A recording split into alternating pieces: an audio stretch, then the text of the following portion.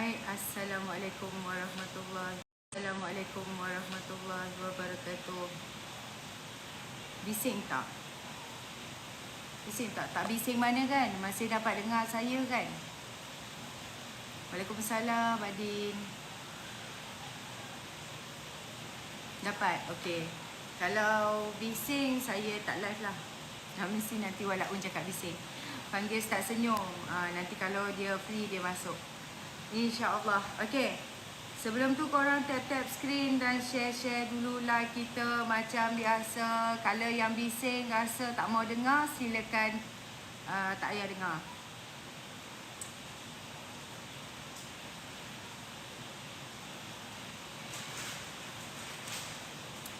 Panggil Azman please. Aduh. Tak apa. Nanti kalau yang tak payah panggil-panggil, dia free, dia masuk. Kita layan je siapa-siapa yang rasa nak masuk live, sila masuk. Tak kira lah belah kerajaan ke, belah pakatan ke, hujan lebat. Okey.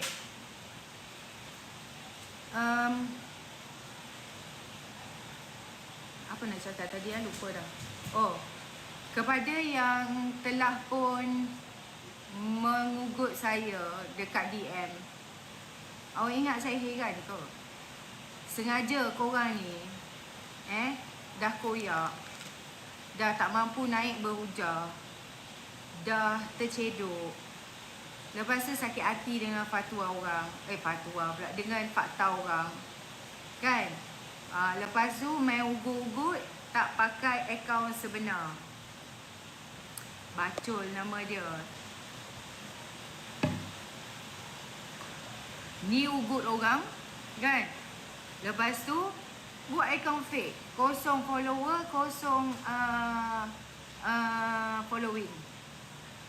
Kau nak ugut orang lain kali, buat akaun sebenar, baru ada fight. Kan? Baru betul.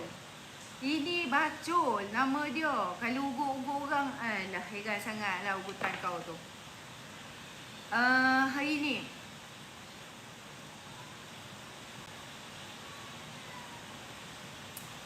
PMS memberikan ibrah tentang karakter dan nilai ketika mengupas tentang kisah Ashabul Kahfi. Lepas tu pihak Gulu ni dan Walaun pula dia beri tumpuan kepada hanya sudut apa? Sudut identiti sahaja. Kalau nak tahu siapa perempuan ni naik atas kak. Nak tahu siapa perempuan ni naik atas kak. Kita boleh berkenalan. Mana tahu kok boleh minum air sama ke?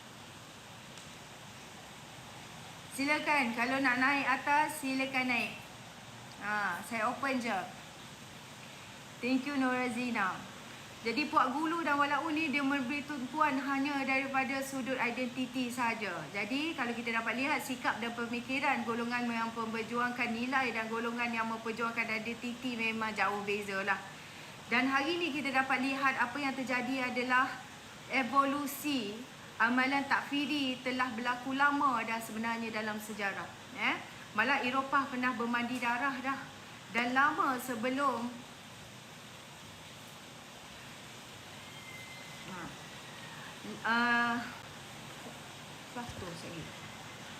siapa Nur? Tak tahulah siapa dia ni. Tengok sikit berapa follower. 31 follower, 19 following. Okey. Jadi amalan takfiri lama dah berlaku dalam sejarah. Eropah tu sendiri pun pernah berlakunya pertumpahan darah kan. Lama sebelum kerasulan Muhammad sallallahu alaihi wasallam, apabila sebilangan kelompok penganut agama Kristian mengkafirkan kelompok yang lain. Tak berani punya. Malah saya percayalah. Amalan takfiri juga berlaku di kalangan penganut semua agama, termasuk di kalangan penganut penyembah berhala dan penyembah api di zaman purba dulu. Dan seorang penyembah berhala mengkafirkan orang penyembah berhala yang lain. Jadi dia rasa dia yang baguslah kan daripada orang lain. Dalam sejarah Islam, amalan takfiri ini sering dikaitkan dengan golongan Khawarij, yang sentiasa menjadi simbol besar kepada pemikiran takfiri ini sendiri. Jadi pemikiran takfiri ini tak berlaku secara spontan tuan-puan. Ia adalah hasil suatu proses evolusi yang melalui pelbagai tahap dan pengalaman hidup. Dan contohnya, kami berada dalam jemaah Islam, kami berjuang Islam, atau umat Islam mesti bersatu menentang musuh Islam. Kan? Jadi, these are the very innocent slogans lah. There are nothing wrong with them. Just a general proclaiming of identity. Dan tetapi ia kemudiannya berevolusi ke tahap seterusnya, iaitu creating a border of exclusivism. Dan mereka ni boleh bersifat eksklusif. Mereka sajalah yang kononnya mau perjuangkan Islam. Keislaman kelompok lain tak selengkap dengan keislaman kelompok mereka. Kan, kelompok mereka terbaik. Ada kalanya bukan setakat eksklusif tapi juga supremasis. Kan, evolusi ni kalau kita dapat lihat,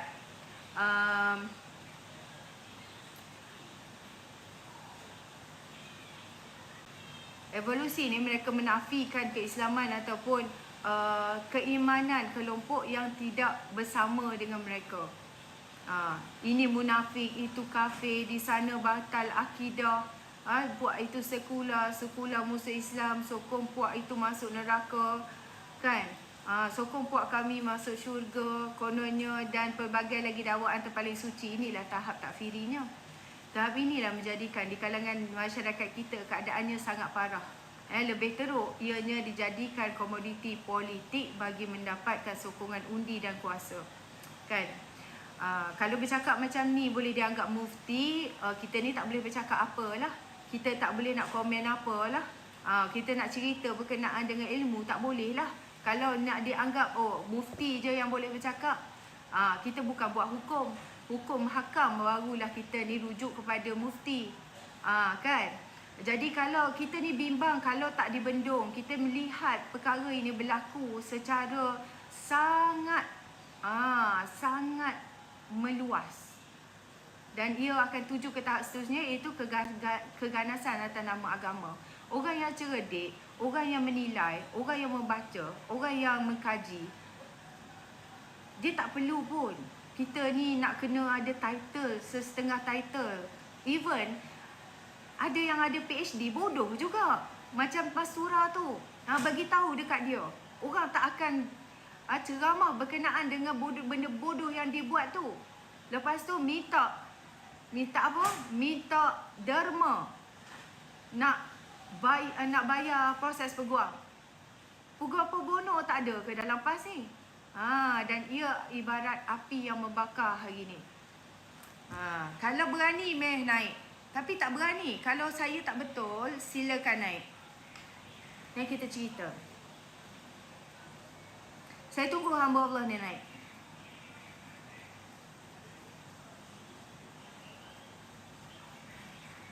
Berapa saat dah? Dah 1 minit dah.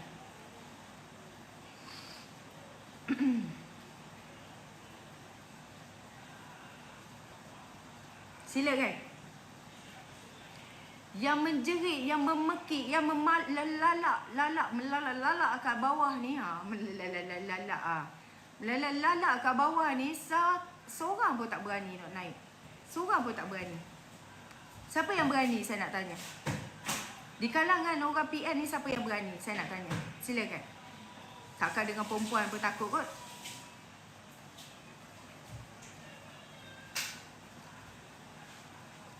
Saya masih menunggu lagi hamba Allah naik ni. Silakan.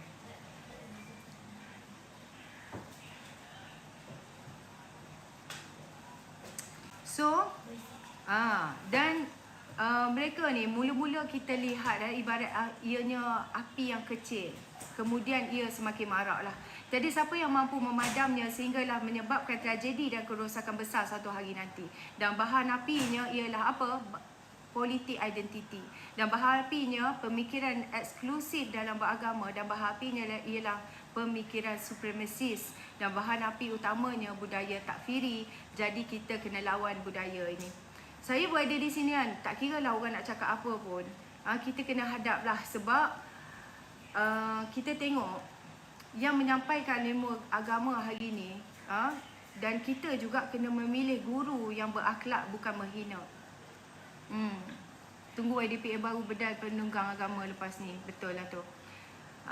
Kata-kata popular, iaitu Orang beradab sudah pasti berilmu, tetapi orang berilmu belum pasti beradab. Betul tak? Sebab itu, saya walaupun seseorang tu berserban, berkopiah, janggutnya panjang sekalipun, kalau tak ada adab, saya tak mampu nak dengar. Sebab saya tak nak surround diri saya dan pemikiran saya dengan benda negatif. Sebab benda negatif ni susah kita nak buang tau. Kalau kita jadikan dia sebagai sandaran dan rujukan, dan ia akan menjakiti kita lah. Kita, adab kita dan perangai kita. Assalamualaikum. Dan saya sama sekali tidak akan berguru dengan mereka yang dilihat alim tapi tidak punyai adab. Bila tiada adab mudah membodohkan orang lain, itu bukan ciri berdakwah. Orang alim atau guru yang kita sandarkan adalah orang yang menghormati orang lain. Barulah kita earn the respect. Kalau kita nakkan sesuatu daripada orang lain, kita mesti jadi macam apa yang kita nak orang layan kita. Kalau kita ni tidak beradab, adakah orang akan melayan kita dengan beradab? Be what you want to be treated with. Dan saya inginkan ilmu yang disampaikan ini sesuai dengan akhlak. Oh, azan sekejap kita rehat azan sekejap.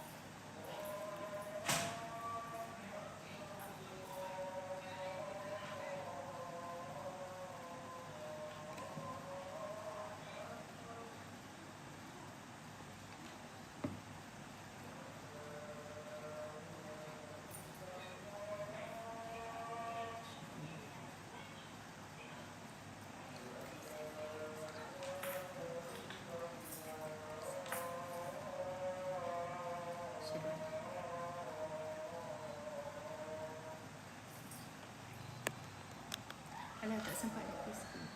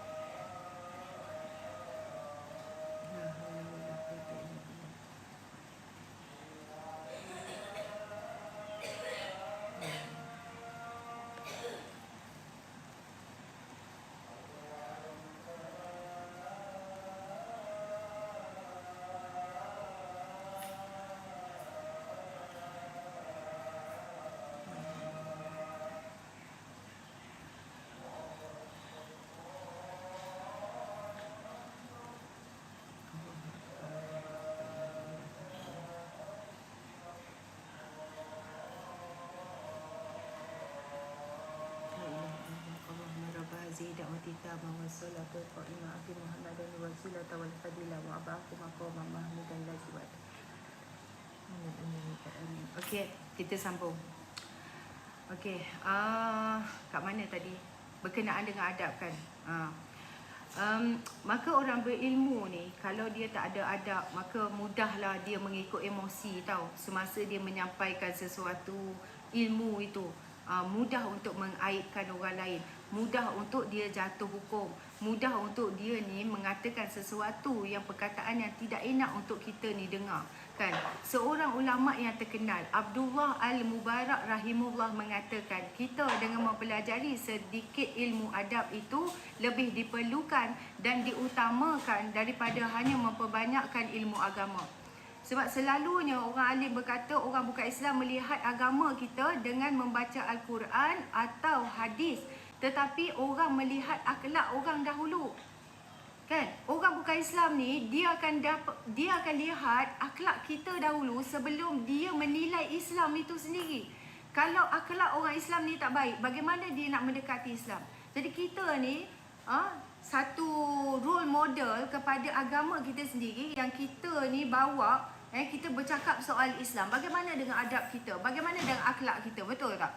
Jadi kalau akhlak kita asyik nak membodohkan orang, menyesat, menjahilkan orang, menghina orang. Sebab itu orang Melayu kena belajar dakwah bilhal. Dia panggil apa? Dakwah bilhal, tak silap saya. Itu bagaimanalah. Dan antara jemaah yang hebat berdakwah dalam sejarah negara adalah Al-Arkam, Tabligh dan Abi. Pernah dengar mereka menghukum orang Islam yang lain? Jauh sekali mencaci, bodoh, kafir, sesat, liberal dan sebagainya. Jemaah ini mengajak manusia dekat dengan Allah untuk menuju syurga. Saya paling suka orang tabligh ni. Orang tabligh ni tak pernah bercakap kasar.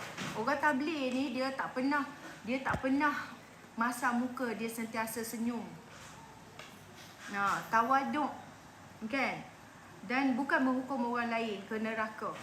Dan selalu kita katakan, jika kamu dapat hidayah dan ingin mendekati agama, cari guru bukan di kalangan orang politik. Bahayanya kerana menunggang agama ini demi kepentingan parti dan diri dia. Ini kerana golongan ini begitu ramai di masjid dan surau menyampaikan kuliah agama, tapi dalam masa yang sama meresapkan doktrin kepartian yang kononnya hanya parti dia saja yang membawa ke arah Islam, kan? Yang membawa Islam, yang memperjuangkan Islam dan sebagainya. Dan ramai lagi ilmuwan agama intelektual di luar sana, dan pastikan mereka tak berparti, kan? Mereka tak campur pun hal parti. Memang mereka ni mengajar ilmu agama saja. Dan anda akan dapat kebenarannya di situ. Dan jika kita ni menanyakan sesuatu soalan kepada mereka, mereka tak bias, mereka tak berat sebelah, mereka tak berikan dalil yang bersesuaian dengan selera mereka. Pembelot, silakan Kabilan, jom naik, jom. Saya nak dengar agak apa cerita awak ni. Kita ni kalau kita dekati alim ulama yang betul-betul menyampaikan dari sudut agama ni, anda akan rasa dosanya. Aku kan, anda tidak akan ada masa lihat dosa-dosa orang lain. Kita akan fokus kepada dosa kita aja. Kita rasa rendah diri, kan? Begitu juga anda akan diajar apabila melihat orang lain melakukan dosa. Jangan sekali-kali ada perasaan bangga dalam diri bahawa kita ni lebih baik. Dia sedang diuji dengan dosa itu, malah anda diajar untuk berdoa supaya tidak terjebak dengan dosa yang dia melalui, ujian yang dilaluinya tu, kan? Itulah pentingnya kita ni dapat guru yang betul. Tapi jika dapat guru yang tak beradab, cacian kepada orang lain, rasa diri itu dah cukup baik, kata orang jahil seolah-olah ni. Kabilan, silalah naik Kabilan. Saya invite lagi sekali Kabilan. Kenapa you takut nak naik? Cepat. Kabilan, silakan satu kali lagi naik. Saya dah invite lagi satu kali, naik lagi satu kali. Sebab Kabilan. Silakan. Kabilan, silakan. Tak payah cermin. Sekarang saya boleh nampak dah secara berdepan macam ni. Okey. Kat mana tadi? Tapi jika sekadar ilmu, kalau kita tengok, iblis lagi berilmu daripada ulama' tu sendiri. Kerana itu tidak boleh sembarangan. Wajib selektif mencari guru. Ini diajarkan dalam Al-Quran, sunnah Nabi serta teladan para ulama' dululah. Imam Malik pernah menasihati seorang lelaki dengan berkata, beliau yang cukup menarik, iaitu, wahai saudara, belajarlah ilmu dan adab sebelum kamu mempelajari ilmu agama. Jadi kadang-kadang orang ni diuji dengan kemasyhuran, diuji dengan pengikut yang ramai, diuji dengan ilmu yang menyebabkan orang sanjung dia. Jadi kadang-kadang bila ujian ni begitu berlaku, dia rasa macam diri dia ni lebih Islam, lebih alim, lebih bagus daripada orang lain, kan? Ada yang kita tengok hari ni masih lagi meroyan. Kononnya yakin kerajaan dah tumbang, cuma Datuk Seri Anwar saja yang belum tahu. Dia begitu yakin sampai dapat beli pemimpin GPS dan JRS. Dengarnya sampai 150 juta pound akan dibelanjakan. Tapi dengan GPS tanpa UMNO pun masih tak boleh nak jatuhkan PMX. Mereka yakin dapat beli Zahid ke? Wallahualam. Tapi aku pastilah ada sesuatu yang mereka buat di sebalik kabel. Mungkin kerja tebuk atap, tapi kerja lain. Ini isunya, ini cuma diversion. Kena ingat, orang-orang yang menyebarkan ini bukan walaun. Dia ni suruhan Datuk Mahasaka, kan? level dia ni lain sikit daripada orang lain. Jadi dia bertindak atas arahan Atuk Mahasaka. Jadi tindakan dia bukan untuk naikkan Perikatan Nasional, tapi semata-mata untuk sikirkan Datuk Seri Anwar Ibrahim. Dan dia bukan nak naikkan Mahyadin, tapi dia sekarang ni bertindak kerana terdesaknya Atuk Mahasaka dan geng dia yang kawan baik Atuk Mahasaka tu. Jadi dah aku tengoklah dia jadi semakin galak semenjak Menara Ilham milik Daim ni disita SPRM, kan. Semakin ada bibit-bibit gelabah di situ kita tengok. Mungkin juga dimainkan isu ini untuk tutup cerita Menara Ilham disita, supaya penyokong PH tak halat isu Menara Ilham yang disita dan duit sebanyak 2.3 bilion itu. Lagipun kalau betul nak khianat, takkanlah cerita open-open, buat diam-diam macam nakal Sheraton, tahu-tahu aja dah letak jawatan, dah bubar parlimen. Tu baru betul cara khianat, kalau betul lah ada daripada Kerajaan Perpaduan ni nak tukar side, betul tak? Jadi saya melihat matlamat dia cuma nak buat penyokong PH resah lah. Kemudian dia nak tembak, mula tembak sesama sendiri supaya parti dalam kerajaan wujud rasa sangsi, tak percaya antara satu sama lain. Mungkin dia nak suruh kita ni sangsi terhadap BN. Mungkin dia nak suruh kita ni sangsi terhadap GRS. Mungkin dia nak suruh kita ni timbul syakwa sangka terhadap GPS dan GRS, kan. Jadi kita kena bersatu hati kali ni, sebab musuh kita ni memang macam syaitan ni rojim lah. Aku percaya gerakan untuk jatuhkan PMX memanglah giat dijalankan, tapi saya tak yakin ni akan berjaya. Takkanlah Datuk Seri Anwar dan Menteri Kabinet pun tak tahu. Mereka ni lebih tahu daripada kita saja. Mereka lebih arif. Pasti kerajaan pun buat persediaan dan Datuk Seri Anwar sudah bersedia dengan strategi-strategi. Sebab itu Datuk Seri Anwar dah palang awal, dah sekat awal-awal. Dia pergi jumpa dengan Abang Jo dan Abang Jo menjanjikan bahawa tak akan berlaku sedemikian. Walaupun ni dia bayangkan tebuk atap ni macam nak masuk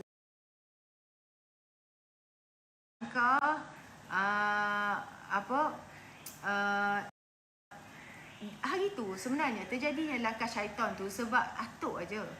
Kau rasa kalau Atuk tu berkeras tak nak letak jawatan, jadi ke langkah syaitan tu? Tak mungkin. Tak mungkin. Masa tu kerajaan dah jadi macam rumah yang ditinggalkan. Bila rumah yang ditinggalkan selepas Atuk Saka tu letak jawatan, apa jadi? Tak ada tuan rumah. Macam tu. Sekarang ni rumah ni gagah, kukuh dan kuat. Bumbungnya konkret, bukannya bumbung nipah macam 22 bulan hari tu. Bukan setakat tu je. Kau tengok 33 bulan hari tu bumbung kukuh ke? Tidak. Dia tu lagilah bumbung bocor berlubang-lubang masa 33 bulan. Kalau tak, takkanlah dia orang tu berbalas sama sendiri berebut timbalan Perdana Menteri.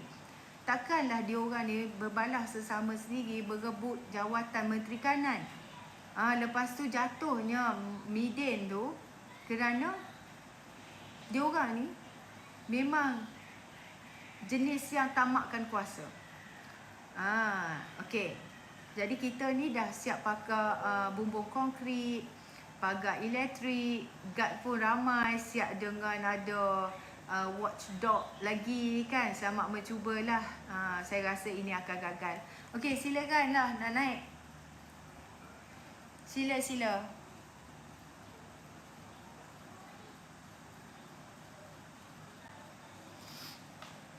Sebab saya live sekejap je ni, saya pukul berapa dah? Hari ni nak end awal sikit, sepupu. Dan nanti kan kalau naik lewat-lewat tak sempat nak cakap lama. Silakan kalau ada yang nak naik sekarang.